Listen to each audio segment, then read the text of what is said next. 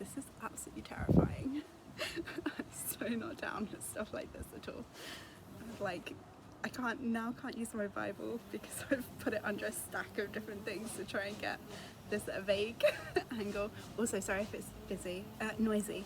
I've had to like do it outside, and there's cars and like, there's people having a rave, and now someone's just started mowing their lawn. So yeah, I'm gonna try my best. Hey church, it's Becky. I'm sure most of you probably know who I am.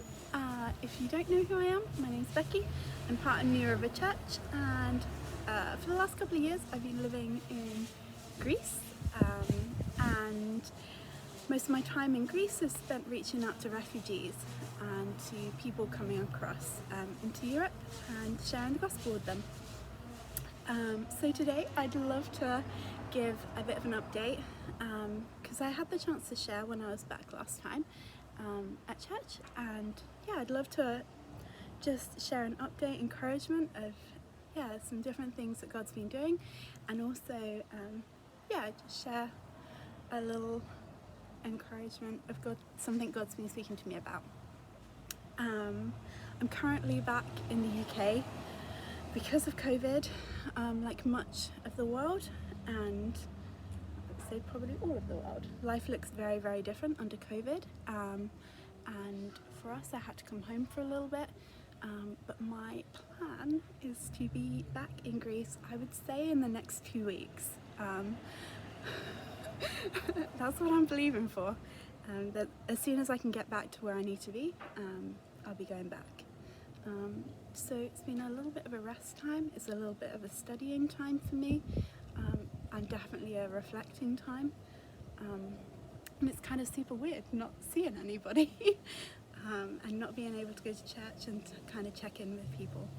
But so I got to share, as I said before, I got to share at church in November, and that was a really, I'm sure I was a bumbling mess, but for me that was a really positive thing, to be able to share a little bit of my life and a little bit of what God's doing in different places.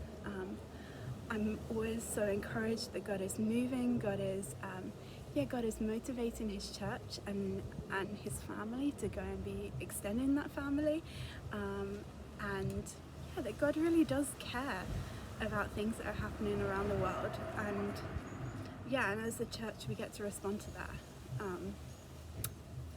I got to share a little bit about the work I was doing at a community centre, and something that I was going back to in November was looking at how to reach out to women's ministry, or like into women's ministry, how to better meet the needs of the women that are coming through the camps, and how to provide a space for them to come and explore who Jesus is.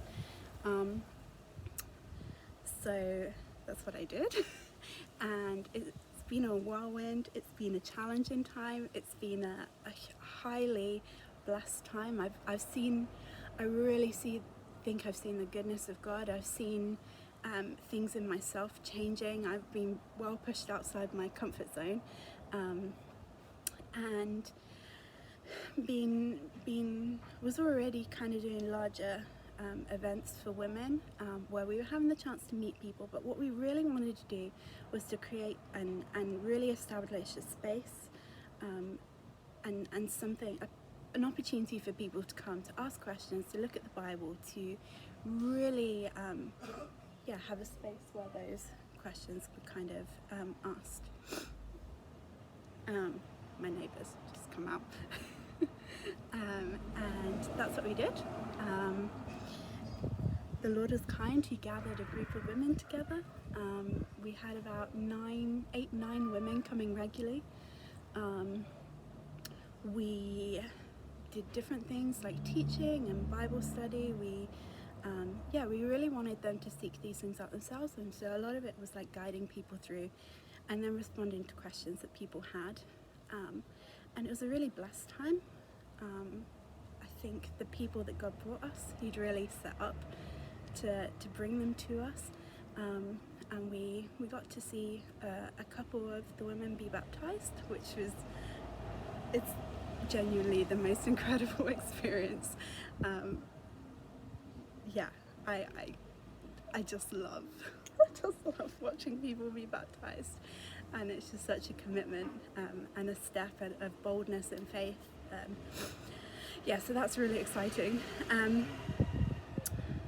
Yeah, and actually I spoke at Pod a couple of weeks ago, and I asked at the end if they had any questions, and they actually asked me if we had found someone to translate, and I had forgotten that that was something that I'd asked for prayer for, and the answer is yes.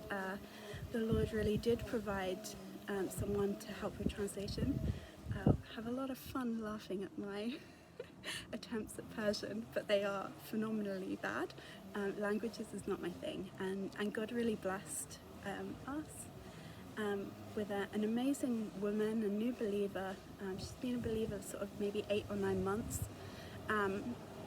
and I've had the opportunity to meet up with her every week and read the Bible. One morning a week we meet up, we drink coffee, we read the Bible, we pray together, and the hope is that she goes on to do that with other people. But she's been helping us translate. She is a huge blessing. I'm eternally grateful to God for her, and she's also an amazing friend. Spent my birthday with her, and it's just been this really lovely blossoming thing of cross-cultural things, and really, to me, there's a real depth of it, so that's really exciting. Something I just really want to share quickly as an encouragement. There are lots of women that I come across in Greece. Some they're mainly people from Afghanistan or Iran. Some are very, very easy to talk to, incredibly easy. It's like your long-lost grandmother. Some are incredibly easy to talk about faith with, and they're really open to that. And sometimes you get all the tough questions, and it's really difficult. And for me, it's something I find super challenging. I've never shied away from, there's now a motorbike, never shied away from stuff like that, because I know that people need answers to their questions. Anyway, we're running this Bible study one day. We've connected with different women, they've come, and we start off quite pastoral, like, what's something that's been really good this week? What's something that's been challenging? Being pastoral, yeah. Can you see that? That man is literally lifted his gate up to put his motorbike in. Anyway, this woman comes, highlights, lowlights, things that you're thankful for this week, things that have been challenging. And she comes in a bit late, and the first thing she says is, I don't believe that Jesus is the Son of God. She said it in English, we all understood. And now there's me trying to be all pastoral and lovely and happy. And I had to create this safe space for questions like that. But she comes right out with it, and really, really enjoyed this woman coming along. She asked some really in-depth questions. And this was kind of how it was going on week by week. She'd come out with the curveball, really tough questions. I'd take a deep breath and be like, I need your grace. And then one time we're looking at prayer, we're in Matthew 6, we're looking at the Lord's Prayer and kind of going through that of different ways that Jesus is taught to pray. And ask if anyone has any questions. And really randomly, she comes out with a question about revenge and what does the Bible say about revenge? And it's gone down now. It was the biggest distraction ever. Well, to me it is. So she's asking about revenge, and a couple of us answered, me and another lady who was working, and we both shared from a similar place because we already had our Bibles open at Matthew 5. And kind of shared that actually the words of Jesus and the commands of Jesus are to love our enemies and pray for those who persecute you. And as I was saying it, to me I was like, man, I had this revelation or this understanding that what I was sharing was so different to what this woman either understood or was expecting. And the friend I was working with, she shared a really similar thing. And the lady who'd come along, this refugee lady, her answer or her response floored me. And I went home that night and I wept and I wept and I wept. And I had this, just deep revelation. And what she said was really simple. She said, "You've explained that beautifully. That is beautiful." And I don't think I'd ever really understood the weightiness or the beauty of what I was getting to share with these women. And when I went home, my heart was in repentance of like, God, I don't think I've sought out the beauty in your word. I don't think that I've like really dived into this and looked in it and made this a reality in my life. Because honestly, Jesus is so different to anything that I could ever imagine, anything I could create, anything I've ever seen. The way he responds to people, the things that he says, the over dinner conversations he has, the nature of God that goes through the Bible, one of forgiveness and a heart that's open, and things like loving your enemies. Like if someone does wrong to you, your response is to love them and pray for them. Like this is revolutionary. This is not something that I think I would ever think to come up with. And that's the prize, the beauty that I got to share with this woman. And she's on a journey of understanding, and I don't know what that journey looks like necessarily for her. But I hope one day she comes to understanding the fullness of who Jesus is. And so kind of from that point, I re-signed up, and I feel like a lot of my Christian life is re-signing up to things, is saying yes again and again and again. When I trip, I stand back up and I'm like, yeah, God, I'm on it. But I re-signed up, and I actually re-signed up to something God had taught me when I was at IHOP, when I was at the prayer room. And it was a way of reading scripture. And honestly, like, I want the truth of the Bible to be a reality for me. I'm kind of at that age now where you just keep kind of going round in circles and things.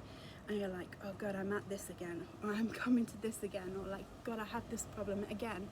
And actually this truth needs to hold. It's not a bad thing, because we have 80 years on this life to grow and develop and look more like Jesus.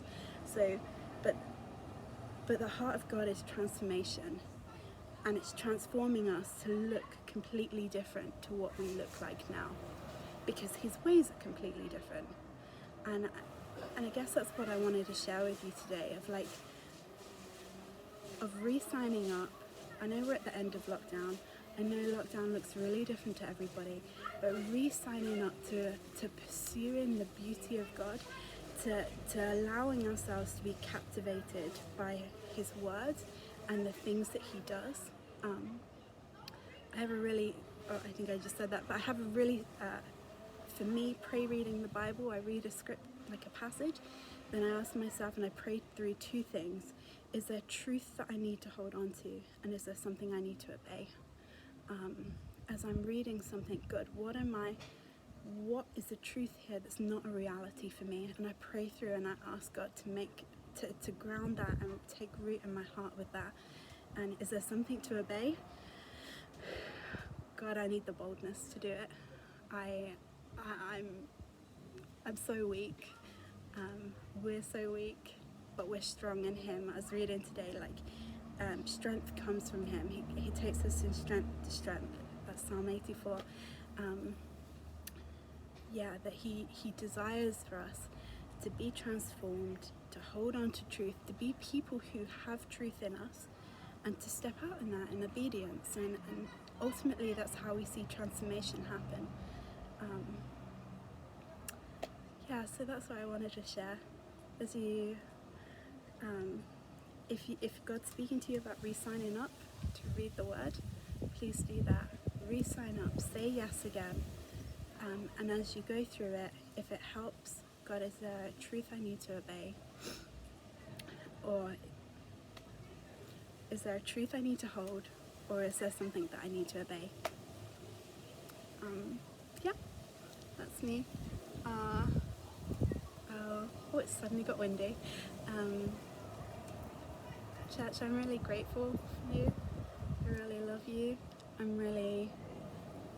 There's such a joy in my heart of knowing that I've been sent out from New River, and to know that I have so many friends and people in my family who love me and support me. So thank you. Thank you for everyone who's cheering me on in this. I really do appreciate it. And I don't know if I'll necessarily see you all in person this time. But love you.